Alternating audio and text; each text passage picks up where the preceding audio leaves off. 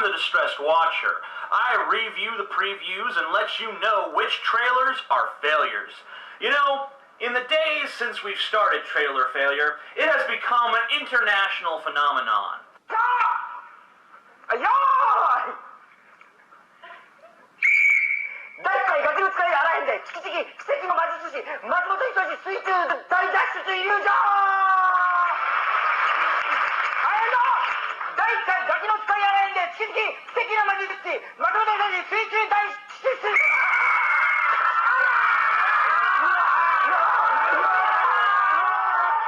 And before we move on today, I think it's only right that we take a look back at some classic trailer failure moments. Hello, I am the Distressed Watcher. I review the previews and let you know which trailers are failures. Wow, things sure have changed.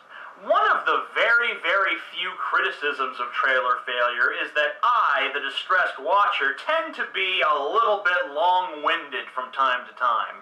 And to apologize for that, I have written a long and boring speech which I will now read to you in a monotone voice. Ahem. It was in 1825 when the great philosopher...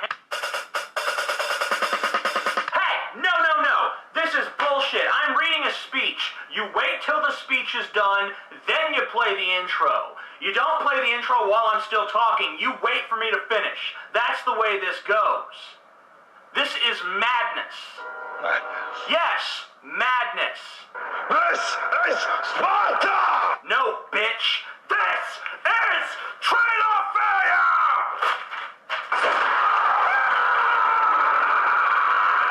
That's what you get for starring in Gamer, asshole.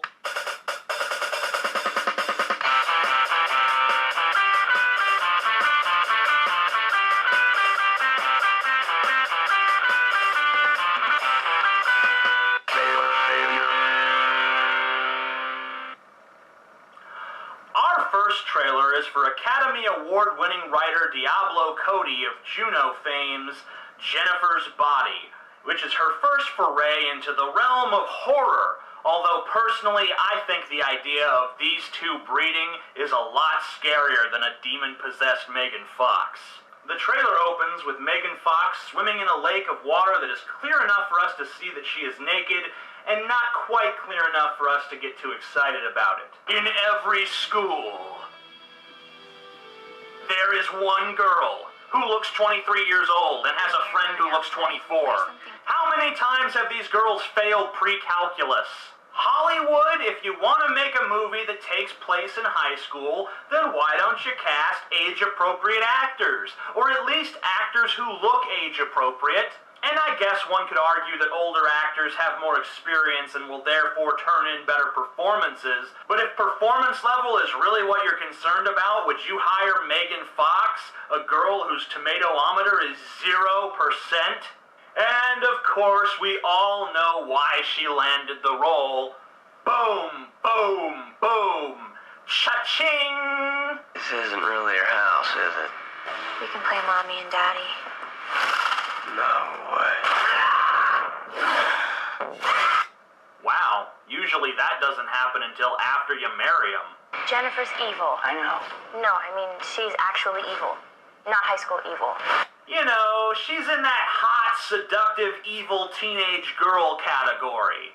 Sort of like Rose McGowan in Devil in the Flesh, only instead of being a hot, dark-haired, seductive teenage girl who uses sex as a means of seducing her prey and killing them, she's well, no, it's the same. Ooh, now she can make little charcoal drawings with her tongue. That's a talent that's gonna come in handy when her movie career is over in, well, hopefully any minute now. Chip is looking really cute to me lately. How is he tasting these days? Cue the clip. College kids on the other white meat. Sure, his character is in high school, but like all the other actors in this movie, he's old enough to be in college. You're killing people. No, I'm killing boys. Maybe their environment doesn't have enough porn and video games to sustain their numbers anymore. She's just thinning out the herd a little. She's not a murderous demon, she's just a conservationist. She's a sportsman. Sportswoman-y, demon-y thing. I will finish you if I have to, okay? You can barely finish gym class. This was written by an Academy Award-winning writer. Jennifer's evil. I know. No, I mean, she's actually evil. Not high school evil. Chip is looking really cute to me lately. How is he tasting these days? I will finish you if I have to, okay? You can barely finish gym class. Now, maybe this dialogue clicks together better in the context of the film, but here in this trailer it sounds like something you'd see in one of Troma Entertainment's cheesy horror/comedies. Also, is anyone else getting the sneaking suspicion that this is going to be one of those horror movies with a quote-unquote message? Jennifer's Body is an examination of teenage gender roles and the dark side of female empowerment that is partially endemic to the increasing trend towards androgyny in the American teenage male and the new techno-materialism of the last decade, and blah, blah, blah. I mean, George A. Romero is the master of making horror movies with a message, and even he fucks it up once in a while. So, Karen Kusama, the director of Aeon Flux, she doesn't have a fucking chance. If they try to make this movie mean something, then it's going to be horrible. If they resist the temptation to do that, then it should be fine. Because overall, my qualms with this trailer are pretty minor. The dialogue doesn't seem like something becoming an Academy Award-winning writer, but it does seem well above average for an American horror movie. I give the trailer for Jennifer's Body a C+. Our next trailer is for director Chris Nolan's follow-up to his hugely successful and critically acclaimed blockbuster, The Dark Knight. Ladies and gentlemen, I present to you Inception.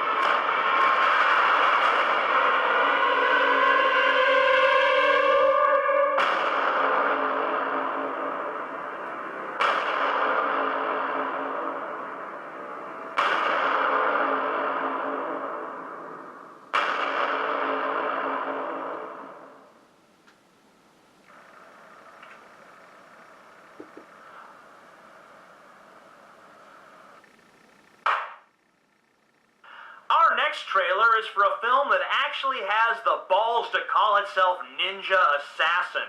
Wow, that's about as subtle as calling Citizen Kane the asshole who missed his sled and died. Let's take a look. I don't really have a lot to say about the trailer other than that it's very dark. And I don't mean it's dark like goth poetry. I mean it's dark like I can't see what the hell is going on. And I know this isn't just a failing of my monitor or the copy of the trailer I acquired, because I've seen the trailer in theaters and it's just as dim. I can't tell what's going on most of the time. Maybe this is some of the best action shot in years, but we'll never know because the director apparently forgot to hire a lighting guy. At least the protagonist of the movie is actually Asian. Usually movies like this find some convoluted way to make a white man the star. Also, the trailer doesn't look nearly as retarded as you'd expect a trailer for a movie called Ninja Assassin to look. But given the fact that the action all seems to happen in insufficient light and the chances of this film dedicating any time to story and character development is basically nil, I'm left with very little desire to see it. I give the trailer a C+.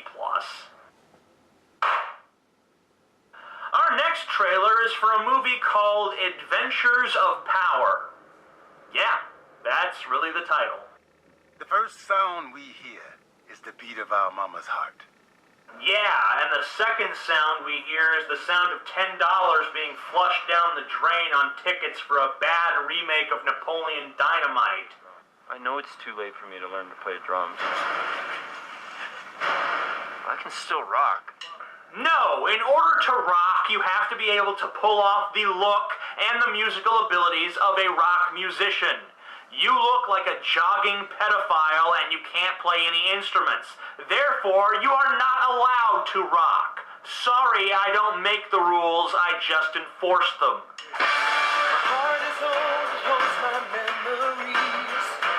You are a beautiful spirit. And I love that little thing you do. I love your...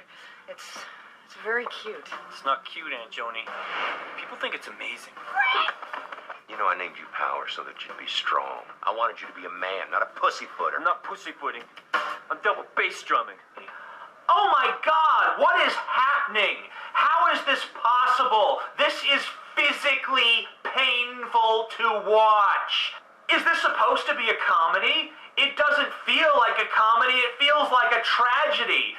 It seems like to me that they paid a bunch of unwitty, unfunny actors to just ad-lib lines and make the plot up as they went along, and then they got a group of mentally retarded, drunken chimps to edit it all together over a weekend. I am in awe of how bad this movie looks. Any fool can play drums, but when you have got to bounce your hands off air, that is a double workout. I respect music. I actually play the drums. So what is this rumor I hear about this air drumming competition on Friday night? Let's show these bastards that we are better than they are. We're not better, we're just different. No, we're better. Different. Better. Different. We're better. The word you're looking for is worse. We are air drummers. Every one of us. It's official. Anything can be a movie. Anything. When is Rock, Paper, Scissors the movie coming out, starring Jack Black and Seth Rogen as two hilariously mismatched brothers who have to enter a rock, paper, scissors tournament to raise money so their mother can get, heart surgery or something? How about this for a movie? Pissing Contest, the motion picture, starring Ben Stiller and Will Ferrell as two guys who get into a dispute over whose popularity is the most inexplicable and decide to settle it by seeing who can pee further. There's a movie for you, Hollywood. Why don't you greenlight that? You've already greenlighted movies about ping pong, dodgeball, competitive beer drinking, whatever. It'll sell tickets. Make a movie about air drumming. See if I care. See if it gets to me. I'm not perturbed. Fuck you. What a colossal piece of contemptible shit. I give this trailer an F. It's only spared the minus because it does seem like it's actually shot well, and the acting does seem above par for this kind of movie. However, with lines like, We have the golden locks of David Lee Roth. it doesn't really matter how good of an actor you are. Marlon Brando, in his prime, could not make a line like, We have the golden locks of David Lee Roth. seem the least bit funny or charming or endearing in any conceivable way. Our next trailer is for the sequel to the popular film Twilight. This is New Moon. It's my birthday. Can I ask for something? Kiss me. I love you. You're my only reason to stay alive. If that's what I am. Saying everything very solemnly does not make people take you seriously. It just makes you incredibly boring. Who knew vampires could be so dull? And who knew love stories could be so sanitized and devoid of any real chemistry? I haven't seen an on-screen romance that rang this false since Anakin and Padme in those atrocious Star Wars prequels. Paper cut. What, is she a hemophiliac? She's bleeding rather profusely for someone who just got a paper cut. And look how she lets it just drip on the carpet. Normally, when people incur a paper cut, they don't let the blood just drip on the carpet. It's stupid and it's rude.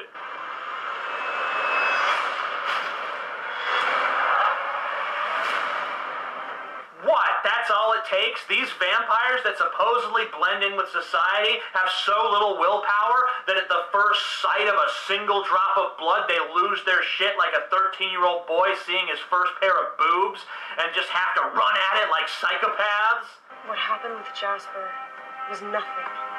Nothing compared to what could have happened. I promise never to put you through anything like this ever again. This is the last time you'll ever see me. It looks like his face is caving in under the immense weight of his eyebrows.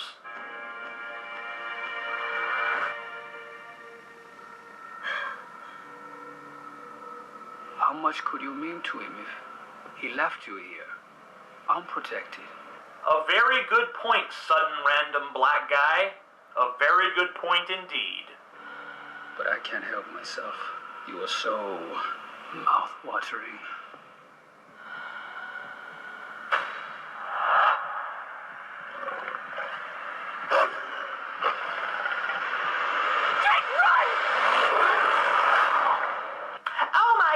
Shirtless boy with a perfect physique was secretly a werewolf all along. And unlike the werewolves of lore, he doesn't need to wait for a full moon to change.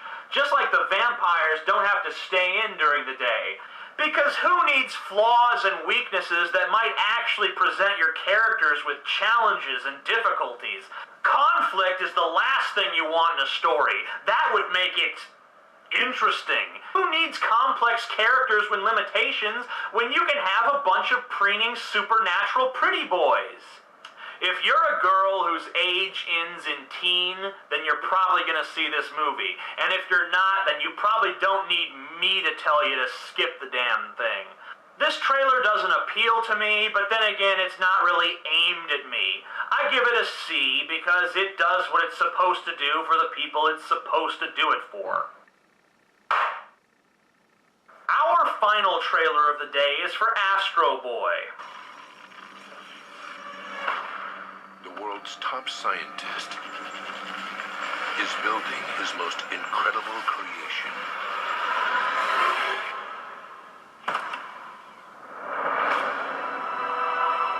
Okay, any scientist who wants to build a robot of a shirtless boy should not be trusted. I hope this is nothing my tax dollars are going towards.